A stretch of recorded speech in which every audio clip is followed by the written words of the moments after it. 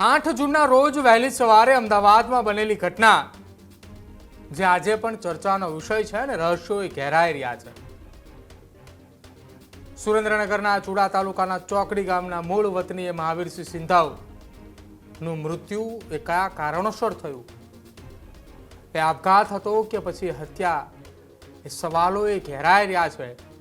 અને તમામ સવાલોની વચ્ચે મહાવીરસિંહના એક એવા મિત્રએ ખુલાસો કર્યો છે કે જે સાંભળી તમારા પગ નીચેથી જમીન સરકી જશે.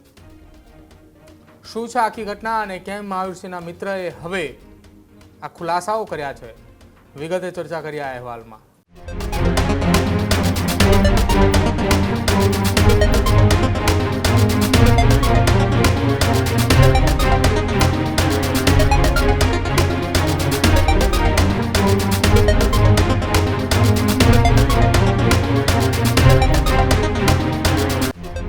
સુરેન્દ્રનગરના ચોકડી ગામના વતની મહાવીરસિંહ સિંધાવ કે જેમનો એક ઉદ્દેશ હતો કે જેમણે પોતાનું ગામ એ સ્માર્ટ બનાવવું હતું, જેમના આદર્શ એ છત્રપતિ શિવાજી મહારાજ હતા, જે હંમેશા એ વિચારતા હતા કે પોતાના ગામ થકી પોતાના શહેર અને પોતાના શહેર થકી પોતાના રાજ્યને ઉજ્જવળ બનાવવું. જે ખુમારી સાથે વ્યક્તિ જીવતો હતો એ ક્યારેય પોતાનું જીવન ન ટૂંકાવે, આવી વાત સાથે મહાવીરસિંહના એક એવા મિત્રએ ન્યૂઝરૂમ સાથે વાતચીત કરી છે અને ચોંકાવનારા ખુલાસાઓ કર્યા છે. મહાવીરસિંહ સિંધાવના એ નજીકના ખૂબ અંગત એ મિત્ર, જેઓ પોતે એડવોકેટ પણ છે, એ કશ્યપ શુક્લાએ વાતચીત દરમિયાન શું મોટા ઘટસ્ફોટ કર્યા, પહેલા એ સાંભળો. મહાવીરસિંહ સિંધાવના મિત્ર અને એડવોકેટ કશ્યપભાઈ આપણી સાથે ફોન લાઈન પર છે, સીધી વાત તેમની સાથે કરીએ. કશ્યપભાઈ, એક ખુમારી વાળો વ્યક્તિ અને જેને પોતાના જીવનમાં હંમેશા પોતાના ગામનું, પોતાના જિલ્લાનું અને યુવાનોનું વિચાર્યું છે, એ માણસ ક્યારે આ પ્રકારે પોતાનું જીવન ટૂંકાવી શકે અથવા આ પ્રકારે આકસ્મિક એનું મોત થઈ શકે? તમને શંકા વ્યક્ત થઈ હશે પહેલી વાર જ્યારે આ ઘટનાની જાણ થઈ 8 તારીખે ત્યારે? મને 100% શંકા ઉપજવું છે, કારણ કે ઈ ક્યારે સુસાઇડ તો કોઈ કરે નહીં, એટલે સુસાઇડ નો આ કોઈ મુદ્દો જ નથી. મુદ્દો રહ્યો ઈ પડી ગયાનો, અને પણ ઈ પડવા પાછળનું કારણ કેમ પડ્યા ઈ ભાગે નથી, કોઈ યાર ભાગે એવા વ્યક્તિ નથી, એટલે શંકા તો અમને ઉપજવે છે. બીજી વસ્તુ મને મોટામાં મોટી શંકા ઈ ઉપજવે છે, અને તમે પૂછો છો, મેં અગાઉ પણ કીધું છે કે અહીંયા 112 પડી હતી. મેં જ્યાં સુધી તપાસ કરી ત્યાં સુધી અમારે અહીંયા બીજા લોકો પડ્યા હતા, એ લોકોએ પૂછ્યું, એ લોકોને પોલીસે ઉપાડવા દીધા નથી. તો એનું રીઝન શું કરવા? અહીંયાથી પડ્યા તો જ્યાં નીચે લોકો ઉભા હતા એ લોકો એના પાસે જતા હતા ત્યારે પોલીસ એને જવા નથી દીધા, તો એનું કારણ શું?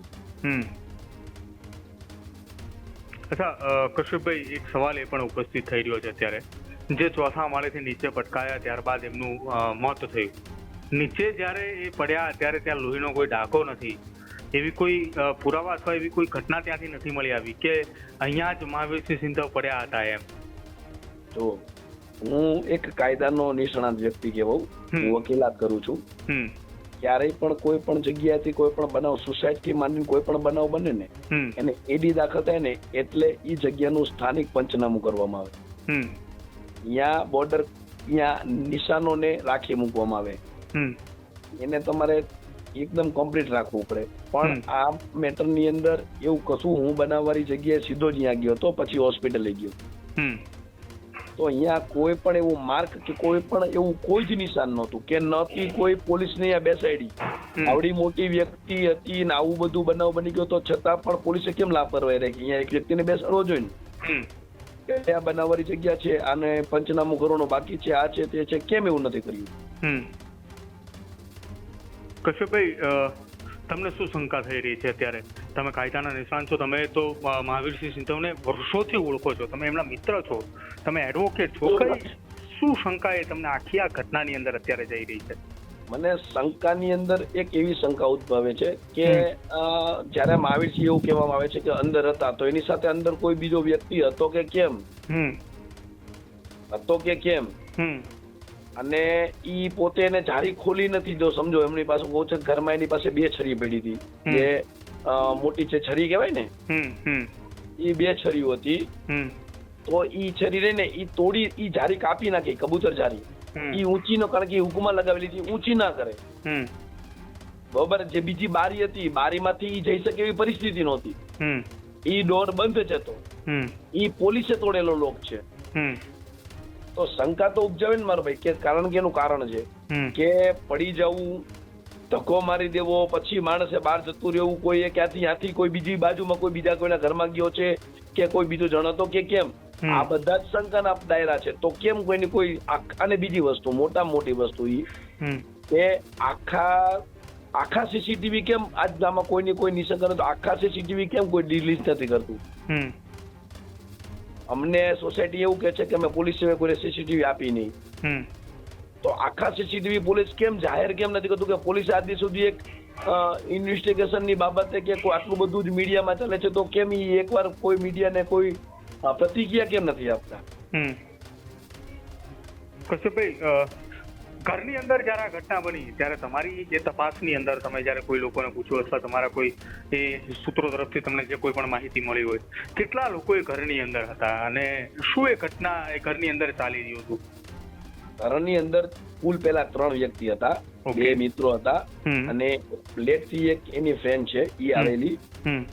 બરોબર. પછી એના ઘરે પાછળ 5મા મારે જતી રહેલી બનાવ સમયે, બનાવ પહેલા. પછી 3 માંથી એક મિત્ર છે મહાવીરસિંહ નીચે પડ્યા ત્યાં સુધી જોડે જતો, નીચે જ તે. અને એક મિત્ર હજી મળતો નથી કે પોલીસ એને ગોતતી નથી. બીજો શંકાનો દાયરો ઈ છે કારણ કે અમને ખ્યાલ છે કે મહાવીરસિંહ ના ઘરે પૈસા પડ્યા હોય. બરોબર. તો ઈના ઘરેથી દરવાજા ખોલી નાખેલા છે, તોડી નાખેલા છે.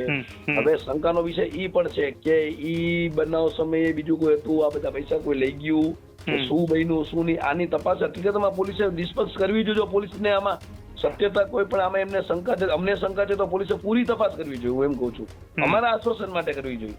અમે કોઈ પોલીસ ઉપર બ્લેમ નથી લગાવતા, પણ ભાગરૂપે કોઈ પણ તપાસના ભાગરૂપે એકદમ નિષ્પક્ષ અને પૂરી તપાસ કરવી જોઈએ. અચ્છા કશ્યપભાઈ, તમે જે તેમની એક મિત્રનો ઉલ્લેખ કર્યો, કેટલાક લોકો એવી પણ વાત કરી રહ્યા છે કે જે યુવતી તેમના ફ્લેટમાં એ દરમિયાન જે હાજર હતી એ તેમની ગર્લફ્રેન્ડ છે.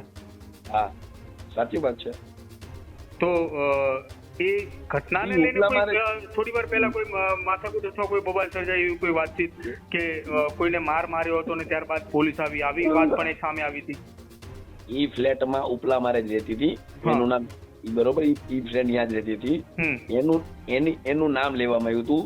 ઈ જ ફ્લેટમાં લેનાર છોકરાએ એ અગાઉ નામ લીધું હતું. ત્યારે અહીંયા રહેતા અત્યારે જે બેન નું નામ બોલવામાં આવે છે ને કે રીટાબેન સોલંકી, ઈ બેને ત્યારે એને સમાધાન માટે કરાવ્યું હતું કે આ છોકરાનો જે વાંક હોય, કારણ કે એમનો સગો નહોતો, પણ ઈ બેન ઈ ફ્લેટ ના ચેરમેન છે. એટલે મહાવીરસિંહે કીધું કે હવે તમે કહો છો તો આ બીજી વાર નહીં બને, તો હું એને જવા દઉં છું. કશું કર્યું નતું. પરંતુ બીજા 3-4 દિવસ પછી ઈ જ છોકરીનો ઓલા છોકરાએ હાથ પકડ્યો, રૂમમાં ખેંચી જવાની પ્રયત્ન કર્યો અને ઈ વાતની જાણ મહાવીરસિંહને થઈ. તો કોઈ પણ મર્દરીઓ ને એ કોઈ પણ એની ફ્રેન્ડ હોય, બેન હોય કે દીકરી હોય, આવું ક્યારેય બને તો સહન ન કરે. અને હું હોય કે તમે હોય, આપણને ખબર છે કે આપણે શું કરી. ઈ જ બાબતમાં ઝઘડો થયો હતો. ઈ રીટાબેન ના ઘરે ગયા, રીટાબેન ને કીધું કે તમારા કહેવાથી આ કર્યું હતું, તો હવે આ તમે એને બોલાવો. ને ઈવડો બહાર આવતો નતો, એટલે રીટાબેન જોડે એમને હાથાપાઈ થઈ હતી. અચ્છા, પોલીસ આ કેસની અંદર તમને એવું લાગી રહ્યું છે કે નિષ્પક્ષ તપાસ નથી કરી રહી? મને તપાસ જ નથી કરી રહી, મને એવું લાગે છે. મેં માની લીધું કે પડી ગયા, વાત થઈ, પૂરી થઈ ગઈ. તપાસ કરનાર વ્યક્તિ, હું એમ કહું છું, જે વ્યક્તિ ભાગી ગયો છે, આજ દી સુધી એના ઘરે નથી આવ્યા કે તમારો દીકરો કેમ ભાગી ગયો છે, ક્યાં છે, શું છે. તમે સમજો છો? આજ દી સુધી નથી આવ્યા, પૂછતા નથી કે આ ભાઈ જિગ્નેશ રમણભાઈ ભટ્ટી ક્યાં છે. અચ્છા, આખી ઘટનાની અંદર આવનારા સમયમાં તમારા તરફથી કોઈ રજૂઆતો કરવામાં આવશે ગાંધીનગર સુધી કે આ કેસની અંદર નિષ્પક્ષ તપાસ કરવામાં આવે અથવા યોગ્ય તપાસ થાય? તો આખી આ ઘટના ઉપરથી જે રહસ્ય ધીરે ધીરે ઘેરાતું જઈ રહ્યું છે, દિવસો વીતી રહ્યા છે, એમ રહસ્ય ઘેરાઈ રહ્યું છે કે મહાવીરસિંહ સિંધવના મોત પાછળ જવાબદાર કોણ? અમે મારી પૂરી ટ્રાય રહે છે.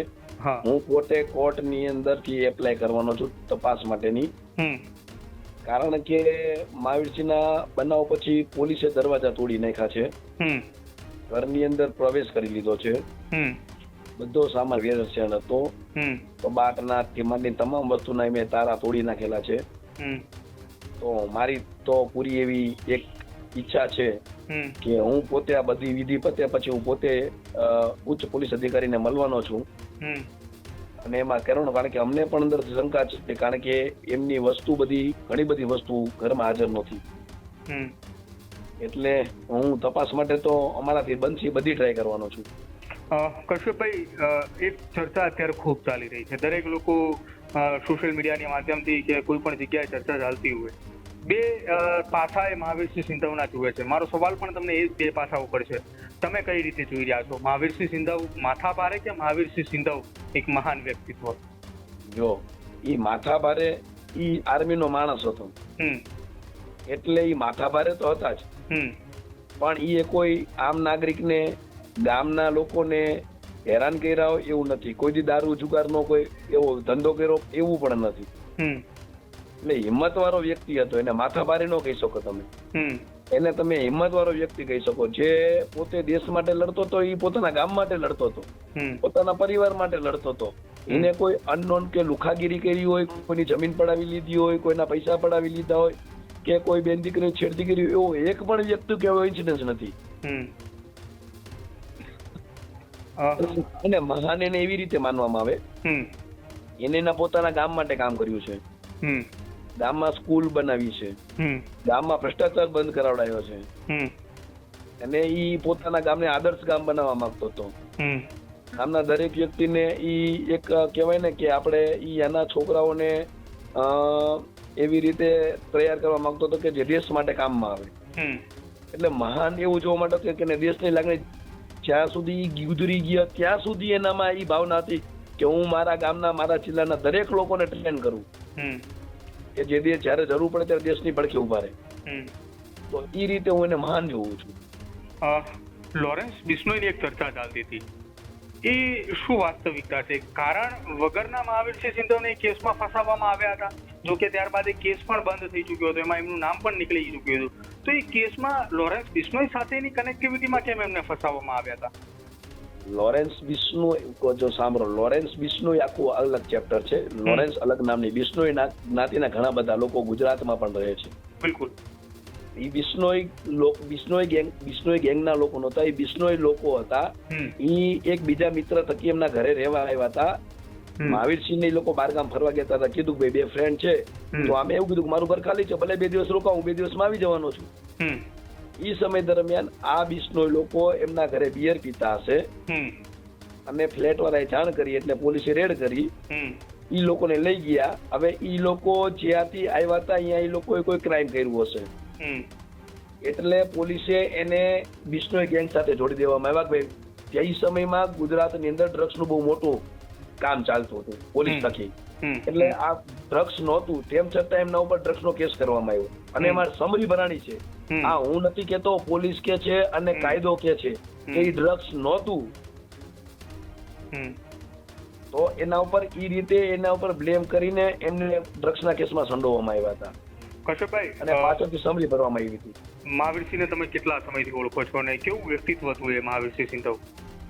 હું એમ કહું છું કે એ એક મર્દાનગી વાળું વ્યક્તિત્વ હતું. જ્યાં સંબંધ રાખતા હતા ત્યાં સંબંધ માટે એ કોઈ પણ ક્યારેય પણ કોઈ પણ વસ્તુ સામે નથી જોયું. કોઈ દી એ પોતે એને ક્યારેય એવું નથી વિચાર્યું કે આમાં મને નુકસાન જશે કે શું જશે. એટલે એનું વ્યક્તિત્વ બહુ જ સારું હતું. તો આ હતા મહાવીરસિંહ સિંધવના એ નજીકના મિત્ર કશ્યપ શુક્લા, જે પોતે એક એડવોકેટ પણ છે ને જેમણે આખી આ ઘટના બન્યા બાદ પોલીસ સામે અનેક સવાલો ઉઠાવ્યા છે. અને સવાલો એટલા માટે ઉઠાવ્યા છે કે આખી આ ઘટના બન્યા બાદ એક પણ પ્રકારની કોઈ કાયદાકીય કાર્યવાહી અથવા તો તપાસ હજી સુધી નથી થઈ. મહાવીરસિંહ સિંધવ સાથે રહેલા અન્ય 2 વ્યક્તિઓમાંનો એક વ્યક્તિ હજુ પણ તેમના પરિવાર સાથે સતત સંપર્કમાં છે, પરંતુ બીજો વ્યક્તિ અચાનક ક્યાં ગાયબ થઈ જાય છે, કેમ એના પરિવાર સુધી પોલીસ તપાસ માટે નથી પહોંચતી? આ તમામ સવાલોની વચ્ચે એ વાત હજી એક રહસ્ય બનીને રહ્યું છે કે જે મહાવીરસિંહ સિંધવની આખા ગુજરાતમાં ચર્ચા હતી એ અચાનક તેના મૃત્યુ બાદ કેમ પોલીસે તપાસમાં રસ નથી દાખવતી?